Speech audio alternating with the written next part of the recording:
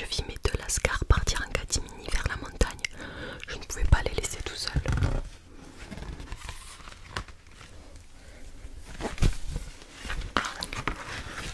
Nous avons marché longtemps, et plus nous marchions, plus il nous semblait que la montagne s'éloignait. Pierre et Marie se sont arrêtés au pied d'un arbre pour se reposer et ils étaient si fatigués qu'ils se sont endormis. Tout à coup, j'ai entendu un bruit, d'abord léger, puis de plus en plus fort, des grelots. Ensuite, j'ai vu passer un traîneau tiré par des rennes et dans le traîneau, mais oui, c'était lui. J'ai couru en aboyant de toutes mes forces, mais les rennes filaient, ils semblaient voler. Enfin, ils m'ont entendu, se sont arrêtés et le Père Noël est descendu.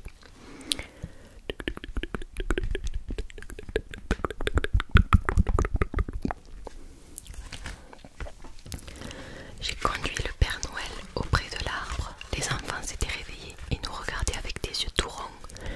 Mes enfants, que faites-vous là? A demandé le Père Noël. Nous allons chez la Reine des Neiges, a répondu Pierre. Nous voulons lui demander de la neige pour ma mamie.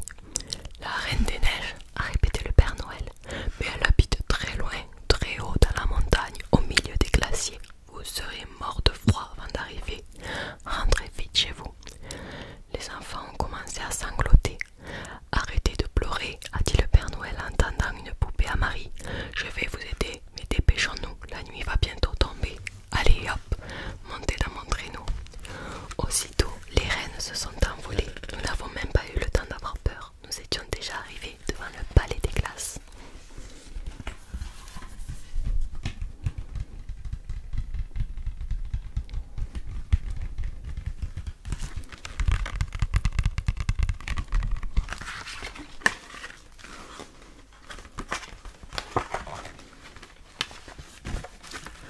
Un gros ours blanc, gardien du palais, nous a accompagnés chez la reine.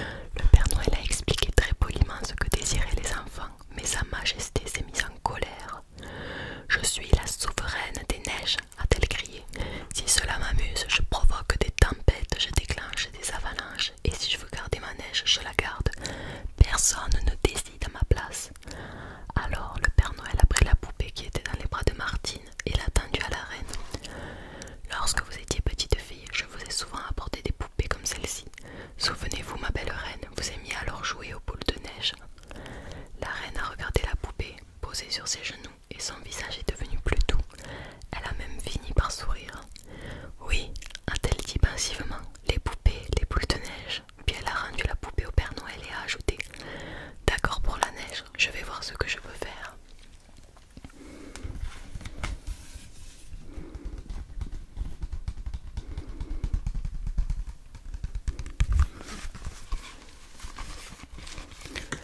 Nous sommes vite remontés dans le traîneau et en route pour la maison. J'avais le vertige, mais les enfants étaient contents de voir le village de là-haut. Regarde, s'était crié Pierre, il y a la queue devant la boulangerie, et là c'est Monsieur Patachou qui part livrer dans sa camionnette. Il y a du monde aussi chez la fleuriste. Oh, je vois papa et maman dans le jardin. Les rennes se sont posées derrière la maison. Nous sommes vite descendus du traîneau et le Père Noël est reparti aussitôt. Alors les enfants ont couru vers leurs parents. En voilà des façons de disparaître, s'est fâché leur père. Nous étions morts d'inquiétude. Penaud, les enfants ont demandé pardon et comme c'était Noël, on leur a pardonné.